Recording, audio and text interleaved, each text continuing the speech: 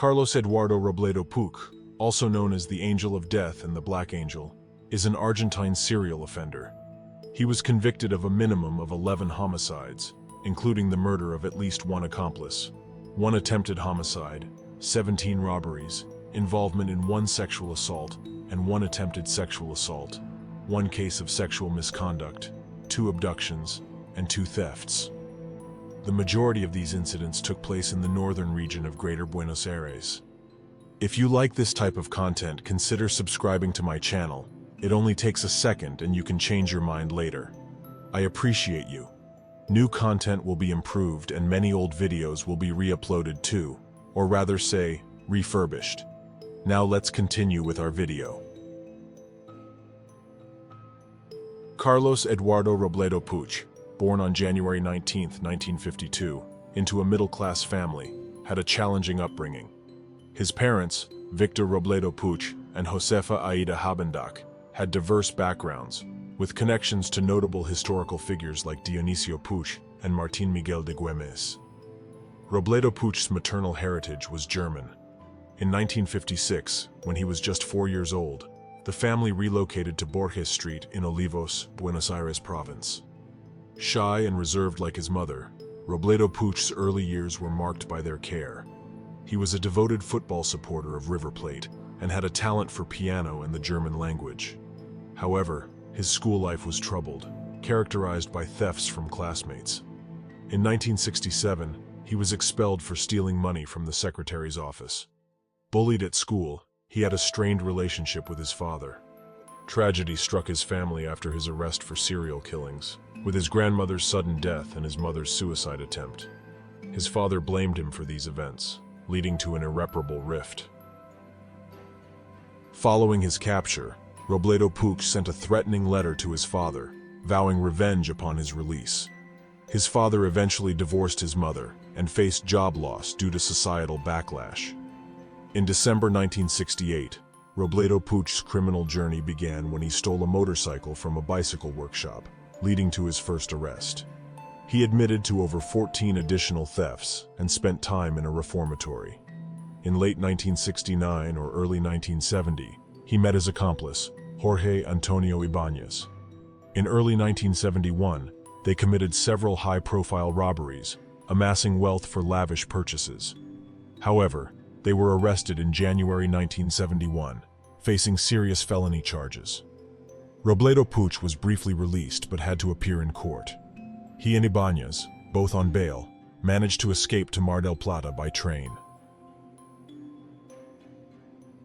In a series of horrifying events during the early 1970s, Puch, alongside his accomplice Jorge Antonio Ibanez, left a trail of violence and terror in their wake. Their first recorded murder took place on the 3rd of May 1971, when they entered a Vicente Lopez auto repair shop late at night. Puch fatally shot the shop owner and inflicted severe injuries upon his wife, who was then subjected to a sexual assault by Ibanez. Thankfully, the wife survived, along with her 10-month-old daughter, who narrowly escaped Puch's gunfire. Before fleeing, they made off with 400,000 Argentine dollars in cash. Merely days later, on the 14th of May 1971, Puch and Ibanez targeted an Olivos nightclub, robbing more than 2 million pesos from its storage room. In a chilling twist, Puch discovered 2 sleeping watchmen behind an open door. Without hesitation, he opened fire, claiming both of their lives. On the 24th of May 1971, Puch and Ibanez entered a Vicente Lopez supermarket.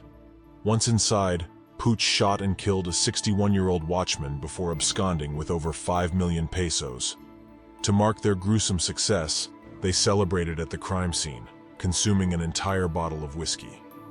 June 13, 1971, marked a horrific event as Puch and Ibanez kidnapped a 16-year-old girl from a Buenos Aires highway.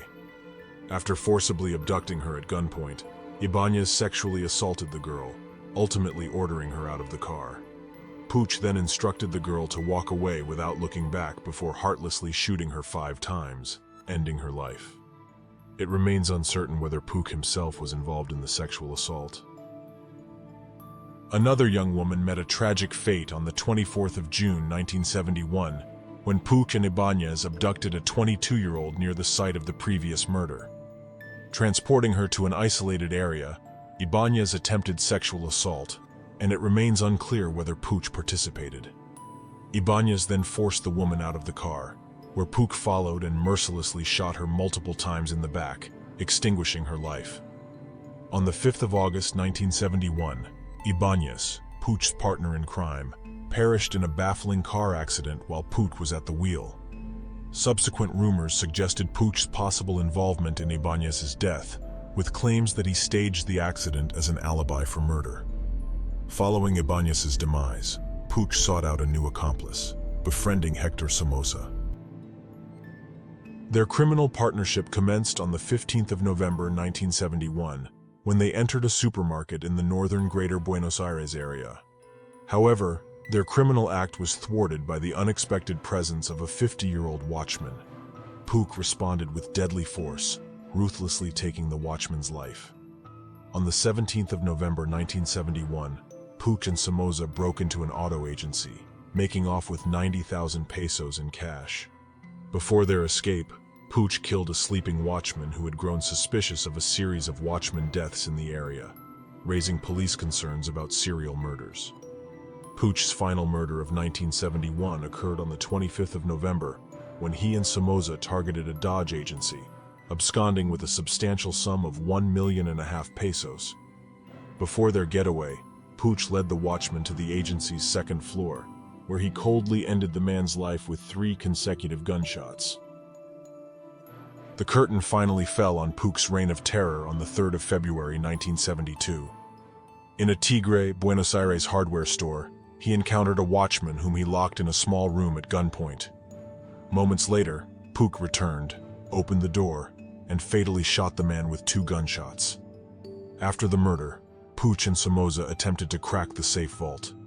In a perplexing turn of events, Somoza made a sudden move behind Puch, which Puch interpreted as an attempt on his life. In response, Puch drew his handgun and shot Somoza, ending his life. Puch attempted to obscure Somoza's identity, resorting to disfiguring his face and hands with a blowtorch. Inadvertently, he overlooked the identification card in Somoza's pockets, ultimately sealing his own fate. The reign of terror orchestrated by Carlos Eduardo Robledo Puch concluded when he was arrested on the 4th of February 1972, after his identity card was discovered in Somoza's possession. Aged just 20, Puch's grisly crimes had finally caught up with him. Carlos Eduardo Robledo Puch's trial unfolded more than 8 years after his arrest, commencing on the 4th of August 1980. Puch faced a staggering 36 charges, including 11 counts of aggravated murder. In a bold stance, he shifted blame onto his first accomplice, Ibanez, and openly scorned the entire legal proceedings, dubbing it a farce. Over the course of 4 months, the trial saw 92 witnesses testifying against Puch, accusing him of the heinous crimes. Prior to and during the proceedings, forensic psychiatrist Osvaldo Raffo diagnosed Puch as a psychopath and a menace to society. Puch, who underwent more than 25 evaluations by Raffo, later accused the psychiatrist of lying and capitalizing on his notoriety. The trial reached its climax on the 27th of November 1980, when the 3 presiding judges delivered a unanimous verdict. Robledo Puch received a life sentence with the additional punishment of indeterminate reclusion, the most severe penalty permitted under Argentine law. Following the verdict, Puch addressed the court with a declaration: "This was a Roman circus. I was judged and sentenced beforehand." In the aftermath of the trial, Robledo Puch adamantly denied his involvement in the murders he had been charged with, although he acknowledged his thefts. He claimed that he had been tortured and coerced into confessing. Notably, the sole survivor and eyewitness who did not testify in court cited health reasons. This survivor described her assailant as having long hair, which differed from Puch's short, curly hair. Carlos Eduardo Robledo. Puch's life behind bars has been marked by a series of parole applications and incidents that have kept him in the public eye. In July 2000, Puch became eligible for parole, but chose not to submit a petition for release. On the 7th of July 1973, Puch made a brief escape from prison, only to be recaptured 3 days later in downtown Buenos Aires. During this time, his mother, who vehemently defended him and denied his involvement in the murders, faced scrutiny from the media. When questioned about her son's innocence, she conceded that he had done some things, but not all of them. In 2003, Puch's behavior took an alarming turn as he was briefly transferred to a psychiatric hospital. During his stay, he dressed as Batman and set fire to the prison workshop in Olavarria. After being deemed mentally competent, he was returned to prison. In 2007, he was transferred to another prison in Azul, Buenos Aires.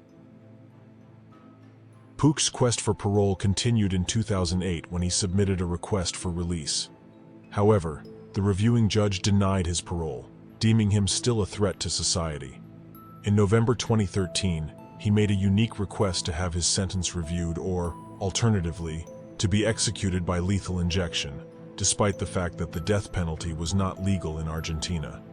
The Supreme Court of Justice rejected both requests, with the latter being illegal. Puch's pursuit of parole faced another setback in 2015 when the Supreme Court of Justice rejected an appeal he filed against the decision to deny him parole.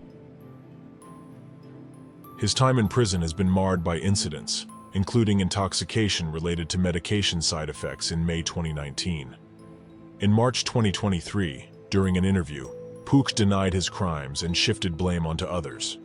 He expressed a desire to be euthanized and has a history of requesting execution, even though the death penalty is not a legal punishment in Argentina. In June 2023, Judge Oscar Roberto Quintana once again denied his parole request, citing Puch's inconsistent emotions and paranoid reflections. Remarkably, as of 2023, Carlos Eduardo Robledo Puch has spent over 50 years in prison, holding the record as the longest-serving prisoner in South America.